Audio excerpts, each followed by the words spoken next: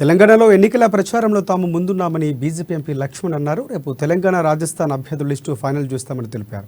ఇక ఢిల్లీలో ఆయన మీడియాతో మాట్లాడుతూ మెదక్ ఎంపీ కొత్త ప్రభాకర్ రెడ్డిపై దాడిని ఖండిస్తున్నామని చెప్పారు. విచారణ జరిపించి బాధ్యులు శిక్షించాలని డిమాండ్ చేశారు. వివేక్ వెంకటస్వామిపై గత 6 నెలల నుంచి మీడియాలో ప్రచారం చేస్తున్నారని, కానీ వివేక్ బీజేపీలోనే ఉంటారని స్పష్టం చేశారు. ఆయన మేనిఫెస్టో కమిటీ చైర్మన్గా ఉండి చక్కటి మేనిఫెస్టో ఇవ్వాలని అన్నారు. ఇక 6 నెలలుగా వివేక్ పై ప్రచారం జరుగుతూనే ఉందని, వారు ఖండిస్తూనే ఉన్నారని తెలిపారు. జనసేన అధినేత పవన్ కళ్యాణ్ విదేశాల నుంచి రాగానే ఎక్కడెక్కడ పోటీ అనేది స్పష్టత వస్తుందని చెప్పారు. తెలంగాణలో జనసేనతో పొత్తు ఉంటుందని మరోసారి స్పష్టం చేశారు లక్ష్మణ్. తెలంగాణ ప్రజలు నష్టపోతారు.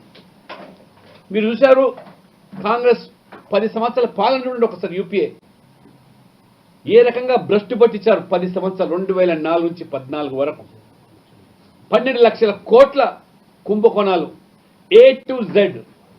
ఆదర్శ కుంభకోణం, బోఫోర్స్ కుంభకోణం, కోల్ కుంభకోణం, కామన్వెల్త్ కుంభకోణం, ఈ రకంగా A to Z.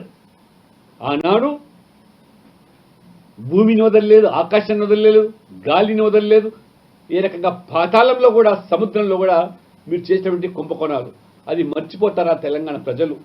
మళ్ళీ ఆ దుస్థితి తెలంగాణకు రావాలన్నా కాంగ్రెస్కి ఇవాళ పెద్దపీట వేసి, ఏ రకంగా ఇవాళ కర్ణాటక గెలిస్తే దేశంలో ఉన్నటువంటి కాంగ్రెస్ పార్టీకి ATMగా మారిందో, ఎక్కడ ఎన్నికలు జరిగితే అక్కడ డబ్బు